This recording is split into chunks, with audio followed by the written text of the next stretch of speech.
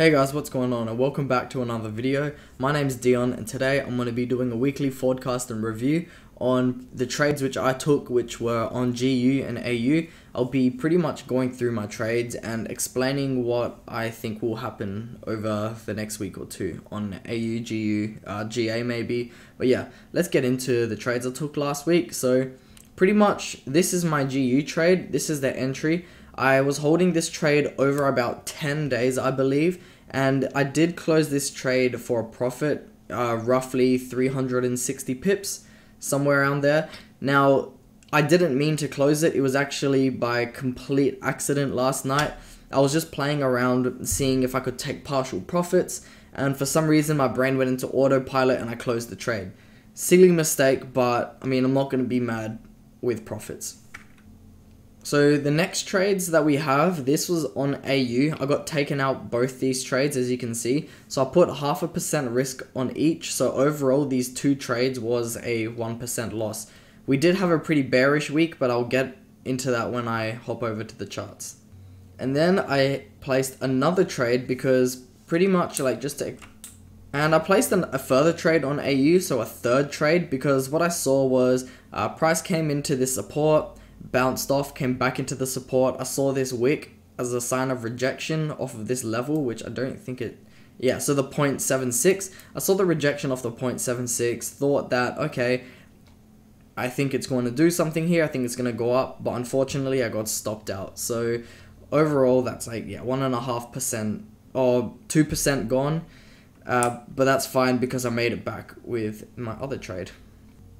So here's a trade on GU. So yeah, this was my winning trade. It was a great trade that I held over a long period of time. It's about 10 days. I don't think I've ever held a trade that long before.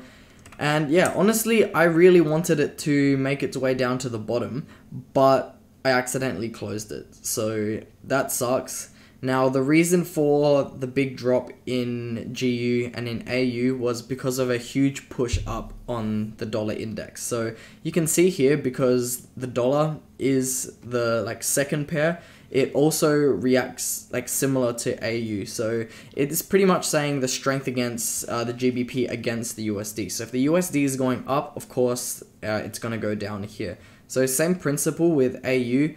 And that was purely a fundamental thing. It's a fundamental reason why the markets decided to act like this. I know a lot of people were losing trades in gold and this and that. So yeah, that's what happens when you don't understand or really look into fundamentals. Am I going to go into fundamentals and try and learn a bit more? Maybe not. Honestly, I think I'm just being a bit stubborn about it, but that's just my genuine thoughts at the moment. I don't really feel like I want to learn fundamentals. I trade fine, just off technicals. So yeah, there's my stubborn behavior. I'll see if that comes back and bites me in the ass later on, but yeah, that's just the way it is. Alright, so here we can see how the week ended pretty much. I'll head over to the weekly charts. We can see we had from this point, this weekly level, the 0.776, we did have a huge drop and we did break through the main support, which I had charted up. Now, what's price going to do from here? Where's it going to stop?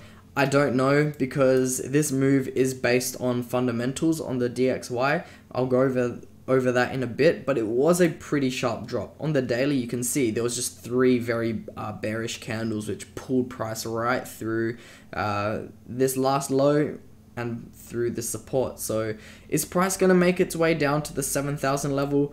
I'm not too sure. If we see a lower high and reject this now support turn resistance, and then we see the break past the previous low, then honestly we might just do.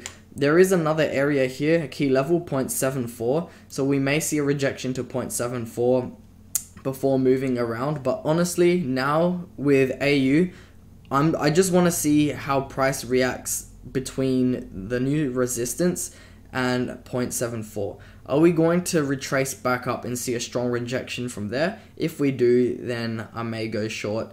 But I feel like it is important to sort of look into fundamentals for this particular period of time. The shorter time frames don't show us much either. It's just straight bearish movement. So going into the DXY, we can see that price had broken through a strong resistance, which I have marked up. Usually my strong key areas, like a strong resistance, strong support, I haven't marked with a red box. The yellow boxes are more, it's still a strong area, key area, but not as significant as the red boxes. Looking at the DXY price action though, we are still making lower highs. We have broken through this resistance, but we are yet to even make a higher high. So there's no concern here. My bias on AU still remains the same. I am still bullish because I am bearish on the dollar index. So what can we look forward to? Pretty much there's that key area here, the 92.5, and then we have 93.5 roughly. So I just want to see how price reacts to these areas. You know, if we can get a strong, like, if we can get a rejection off there, then chances are we could see price make its way down, but we could actually also see price break that area and make its way up here somewhere. So it really depends how price reacts to this area and this area. Honestly, I feel like it's going to reject this area. Seeing as this big push was a fundamental push, it's not, how do I explain it? Like, I feel like fundamental spikes like this are short-lived, and all it does is it pushes price to an area of strong liquidity or a key area where price can evaluate what it wants to do next and then act from there. So since we did get that real strong push up, I do feel like we can see some consolidation between this area here. So between the 92.5 and the 92, because after a big push, usually there is some consolidation or a strong rejection right back down if it is just a spike.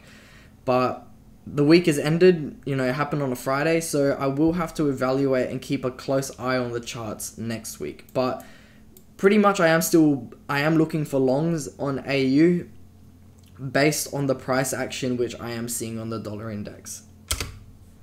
So over to gold, I am also bullish on gold. Gold and AU are kind of correlated just because, you know, gold is the commodity. Australia has heaps of mines. It's just like lots and lots of gold. When gold's doing well, the Aussie dollar tends to do well also. So also you can sort of see you can see the USD pair is the second pair in the name, which means it also is inversely correlated with the USD. If the USD is doing really good, then gold doesn't seem to perform well. But you see when the pandemics and stuff happen or anything crazy bad news and the dollar drops, gold performs well. Also because it is a safe haven, so people like to invest their money into gold when there is uncertainty in the markets. Now, a few weeks ago, maybe like 2 weeks ago, I did see this rejection here. And at this point, I was bullish, but not bullish from this area on the chart. I was saying that we will see a pullback because of this pattern, which I am quite familiar with. I just wasn't too sure where price was going to stop and push back up from. So if on the dollar index we do see the rejection from that resistance and then a strong push down, that lines up perfectly with this area here, because you see we have rejected this descending trend line which was acting as a previous resistance. We've rejected that bit, and also it lines up really well with a key area, and I feel like if I drag this over it will also touch some other wicks. So for me, this area is a pretty significant area. It's a key area point, well, it's 1770 to 1760. I'm going to observe price around here. I want to see what happens, but from all my trading experience so far, I do feel like we can have a strong rejection from here and push our way up, maybe close to the 2000 level. Usually when I trade this pattern, I keep my take profits at, you know, the last high, the high that started the descent. So I'll put this green because that's how I like to mark my take profits, or like my profit areas. So honestly, I will probably be looking into some gold trades next week because I really like the way this setup is, but I will be keeping my eye on the dollar index also, because that is pretty much the denominator of, you know, what's going to happen with AU, GU, gold, XAU. So yeah, that's pretty much my idea on gold. I'm going to be keeping a close eye on it. I do miss trading gold. I did have a gold trade maybe like 2 weeks ago, but I'm really keen to get my hands dirty with some gold trades because I like the way gold moves. Now over to GBP USD. Awesome trade, lots of pips. I feel like it was a very good entry. I could have placed my, like honestly, if we bring this over here, we do see this is a 1 to 2 risk to reward. I thought it was 1 to 3.